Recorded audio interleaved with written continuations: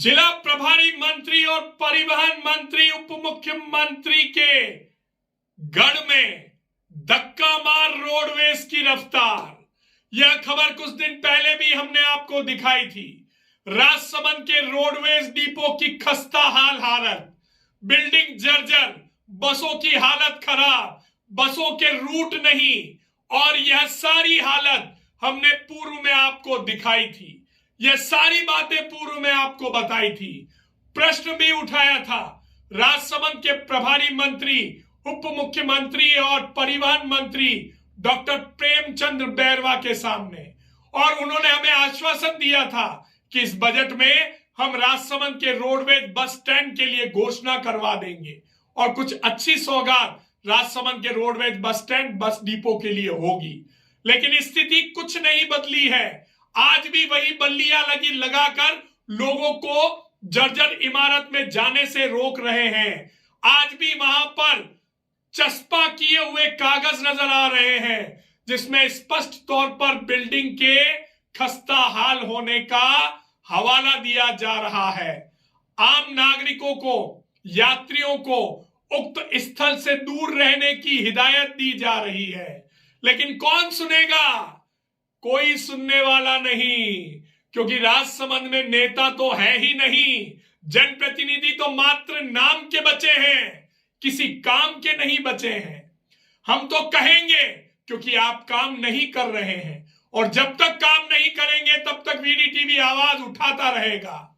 मात्र रैलियों में भाषण देने से, मात्र सामाजिक कार्यक्रमों में शिरकत करने से, प्रशासन की मीटिंगों में शिरकत करने से जनप्रतिनिधि अपने कर्तव्यों को पूरा नहीं कर सकते। अगर आप सच में कर्तव्यनिष्ठ जनप्रतिनिधि हैं तो आपको जनता की छोटी छोटी समस्याओं को उठाकर उन्हें पूरा करने की जिम्मेदारी भी निभानी पड़ेगी। आज रोडवेज जैसी, ट्रांसपोर्ट जैसी, परिवहन जैसी इतनी महत्वपूर्ण व्यवस्था बिगड़ रही है और यहां के सारे जनप्रतिनिधि नदारद हैं। कोई इस ओर ध्यान नहीं दे रहा। ना तो राजसमंद की विधायक दीप्ति माहेश्वरी कभी राजसमंद के रोडवेज डिपो की हालत को देखने वहां पर गई है, ना राजसमंद के निवर्तमान सभापति अशोक टाक का दौरा उस रोडवेज डिपो पर कभी हुआ है, और ना ही राजसमंद की सांसद महिमा कुमारी मेवाड़ ने कभी उस ओर जाने की रुचि दिखाई। कोई भी नहीं जा रहा। जा रहे हैं तो वह यात्री जो इन नेताओं को वोट देकर इन्हें अपनी आवाज बनाते हैं और इन्हें वहां पहुंचाते हैं जहां जाकर यह जनता की समस्याओं को हरने का दम भरते हैं। लेकिन कोई फरियाद सुनने वाला राजसमंद में नहीं है। ऐसा लग रहा है कि राजसमंद बेचारा हो गया है। राजसमंद ऐसा शहर हो चुका है जिसकी फरियाद सुनने वाला कोई दूर दूर तक नजर नहीं आ रहा, जिसकी पीड़ा हरने वाला कोई नजर नहीं आ रहा। अगर कोई होता तो जिस दिन हमने परिवहन मंत्री के सामने यह प्रश्न उठाया था उस वक्त राजसमंद की सांसद भी वहां मौजूद थी, राजसमंद की विधायक भी वहां मौजूद थी, राजसमंद के सारे प्रशासनिक अधिकारी भी वहां मौजूद थे। अगर वो चाहते तो उसी वक्त परिवहन मंत्री के सामने हमारे इस मुद्दे को लेकर हमारी आवाज में अपनी आवाज को मिलाकर परिवहन मंत्री के सामने यह बात उठाते और रोडवेज डिपो की हालत को सुधार करने में अपनी महत्वपूर्ण भूमिका निभाते। लेकिन उन्होंने नहीं किया, क्योंकि उन्हें क्या मतलब राजसमंद से। राजसमंद तो एक ऐसी गाय है जो बिना चारा दिए ही दूध देती है, भारतीय जनता पार्टी को वोट देती है, कांग्रेस को वोट देती है, और अपने अपने वोट बैंक बने हुए हैं। कांग्रेस को पता है कि हमारा वोट बैंक तो यह वाला है, हमें तो यहां से वोट मिल जाएंगे, तो काम क्यों करना। भारतीय जनता पार्टी को पता है कि हमारा वोट बैंक ये वाला है और हमें यहां वोट मिल जाएंगे, तो काम क्यों करना। जब दोनों ही पार्टियां अपने अपने वोट बैंक के साथ मस्त हैं, तो फिर जनता का पस्त होना तो स्वाभाविक है। और जनता भी हमारे यहां की ऐसी है कि नेता जब सामने जाकर खड़ा होता है तो वह हिचकिचाती है अपने जनप्रतिनिधियों से सवाल पूछने में कि कहीं नेताजी नाराज ना हो जाएं, कहीं नेताजी के शिकन ना पड़ जाए, कहीं नेताजी के माथे पर बल ना पड़ जाए। और कहीं नेताजी नाराज हो गए और कहीं नेताजी ने मेरी बात नहीं सुनी तो मेरी स्थिति खराब हो जाएगी। अजी जनाब, जनता तो वही रहेगी, वोटर तो हमेशा वही रहेगा, लेकिन नेता हर 5 साल में बदल जाएगा। तो अब भी समय है, अपने नेताओं से सवाल पूछिए और पूछिए कि हमारे रोडवेज डिपो की हालत कब सुधरेगी, इसकी यह दुर्दशा कब सुधरेगी। डीएमएफटी फंड के माध्यम से सामुदायिक भवन आप बनाते हैं, डीएमएफटी फंड के माध्यम से कई ऐसी योजनाएं बनाते हैं जहां से आपको वोट मिलते हैं, तो क्यों इस राजसमंद डिपो को डीएमएफटी फंड के माध्यम से फंड नहीं दिलाया जा रहा? अजी थोड़ा तो सोचिए राजसमंद के बारे में। इस राजसमंद ने आपको अपना अमूल्य वोट दिया है, यहां की जनता ने आप पर विश्वास किया है, यहां की जनता ने आपके वादों को लेकर आपको वोट करके आपको अपनी आवाज बनाया है। कम से कम आप राजसमंद की उस जनता को देखकर तो कुछ सीखिए, जो आपको हर बार चुनाव में जिताती है और हर बार ये सोचती है कि चलिए इस बार काम नहीं हुआ, एक मौका और दें। लेकिन कब तक मौका देते रहेंगे और कब तक आप राजसमंद की जनता के साथ ये छलावा करते रहेंगे? सुनिए, जब हमने कुछ दिन पहले परिवहन मंत्री से राजसमंद के रोडवेज बस डिपो की खस्ता हालत के बारे में प्रश्न किया था तो उन्होंने क्या कहा, सुनिए जरा। सर, एक प्रश्न, आप उप मुख्यमंत्री के साथ परिवहन मंत्री भी हैं। राजसमंद में जो रोडवेज बस स्टैंड जो डिपो बना हुआ है उसकी कंडीशन काफी खराब है। अभी वहां पर स्थिति यह है कि वहां पर अभी बैरिकेटिंग लगाकर और वहां पर जो यात्री आ रहे हैं उनको रोका जा रहा है, क्योंकि बिल्डिंग पूरी जर्जर अवस्था में है और कभी भी बड़ा हादसा हो सकता है।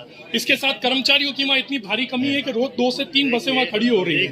देखिए, हमने जहाँ भी हमारे बस स्टैंड पर कोई कमी खामी है, कोई जीर्ण अवस्था में है, उनको बनाने के लिए पूरा प्लान और इस बजट में भी हम ले रहे हैं, ताकि हम हमारे जो यात्री हैं उनको एक सुरक्षित यात्रा हम उनको दे सके और बेहतर गाड़ियां जो हमने पिछली सरकार ने एक भी नई बस नहीं खरीदी थी, लेकिन मैं यशस्वी मुख्यमंत्री जी का धन्यवाद और आभार व्यक्त करना चाहूँगा कि उन्होंने करीब 800 से 900 नई बसें खरीदकर हमारे को दी, क्योंकि राजस्थान रोडवेज में एक दिन छोड़ के एक दिन एक कंडम बस हो जाती है।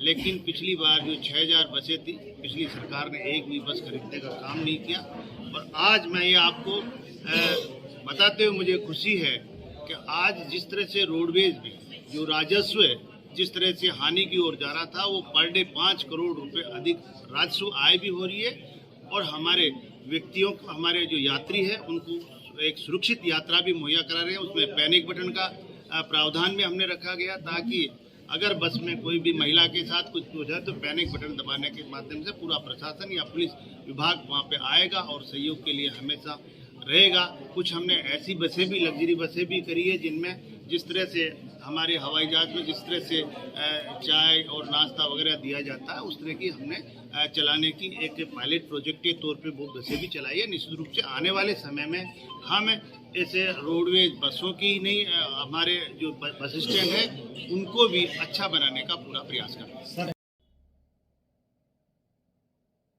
तो सुना आपने, परिवहन मंत्री ने कहा कि बजट में सारी घोषणाएं हो जाएंगी और जल्दी से जल्दी रोडवेज बस स्टैंड का काम शुरू हो जाएगा। बजट आ गया, बजट चला गया, घोषणाएं हो गई, राजसमंद का नाम आया क्या?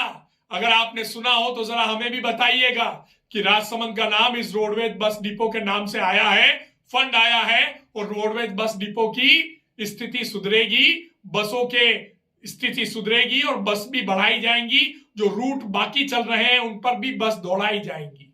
लेकिन ऐसा कुछ नहीं है जनाब, राजसमंद वही था, वही है और शायद इस तरह के जनप्रतिनिधि और इस तरह की जनता रही तो आगे भी वही रहेगा।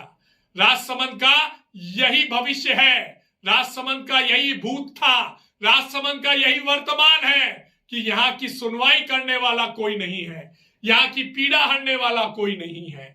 और हर बार चुनाव में वादे जरूर होते हैं, हर बार चुनाव में नेता हमें सपने जरूर दिखाते हैं, लेकिन चुनाव जाने के बाद वो सपने चकनाचूर हो जाते हैं, वादे टूट जाते हैं और जनता फिर हाशिए पर खड़ी नेताओं को तकती है कि कोई नेता ऐसा आएगा जो राजसमंद की स्थिति को सुधारेगा। अभी भी समय है, चुनाव में बहुत समय बाकी है। अभी भी राजसमंद की इस पीड़ा को समझिए, राजसमंद के इस रोडवेज डिपो की हालत को सुधारिए और राजसमंद के विकास में अपना कुछ योगदान कीजिए। अगर आपको हमारी ये खबर पसंद आई है, अगर आपको लगता है कि ये खबर राजसमंद की जनता की पीड़ा को बताने वाली है, तो इसे ज्यादा से ज्यादा शेयर करके उन कानों तक पहुंचाइए जिनको आपने वोट दिया था। हमारे चैनल को सब्सक्राइब कीजिए और लाइक कीजिए।